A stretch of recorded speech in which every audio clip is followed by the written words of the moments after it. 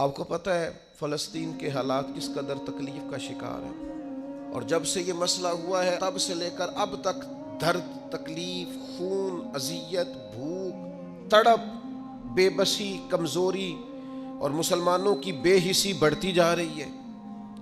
پتہ ہے اس کی وجہ کیا ہے؟ اس کی وجہ جو نبی پاک علیہ السلام نے ہمیں بتائی ہے نا، وہ یہ بتائی ہے کہ زندگی سے جب تمہیں پیار ہو جائے، دنیا سے جب تمہیں پیار ہو جائے اور موت سے جب تم ڈرنے لگو، پھر تمہیں وہن ہو جائے گا، پھر کافر تم پر لپکیں گے، پھر تم کمزور ہو جاؤ گے۔ جب جینے کی ہرس بڑھ جائے، جب آسودہ طرز زندگی انسان کی طبیعت سے لگ جائے، پھر اس کا مرنے کو جی نہیں چاہتا۔ پوری امت کا اس وقت سب سے بڑا مسئلہ یہ ہے کہ ہم کسی نہ کسی مقام پر آسان طرز زندگی کے عادی ہو گئے، سہولیات میں جینا شروع کر دیا۔ ہم کسی قسم کی بھی کوئی تکلیف برداشت کرنے کو تیار نہیں، کسی قسم کا بھی کوئی درد قبول کرنے کو تیار نہیں۔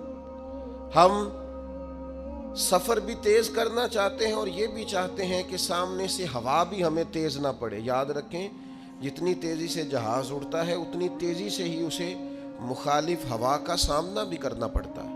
لیکن تندی باد مخالف سے نہ گھبرا اے عقاب، یہ تو چلتی ہے تجھے اونچا اڑانے کے لیے۔ اپنی زندگی میں موت کا خوف، موت سے بھلا کون ڈرتا ہے؟ قرآن مجید فرماتا ہے موت سے منافق اور کافر ڈرتے ہیں۔ یہ موت سے ڈرتے ہیں، بجلی آتی ہے، کڑک آتی ہے تو یہ ڈرتے ہیں۔ موت کے ڈر سے کیا کرتے ہیں؟ یہ اپنے کانوں میں انگلیاں ڈال لیتے ہیں، من السوائی کی کڑک کی وجہ سے۔ کیوں انگلیاں ڈال لیتے ہیں؟ یہ کڑک ہی ہوئی ہے، صرف بادل ہی گرجا ہے، انگلیاں ڈالنی کانوں میں۔ یہ منافقین کی بات پہلے سپارے میں ہو رہی۔ اس کڑک کو بھی نہیں سہ سکے، برداشت نہیں کر سکے، انہوں نے انگلیاں کانوں میں ڈالنی، وہ کڑک یعنی صرف آواز ہی تھی ابھی۔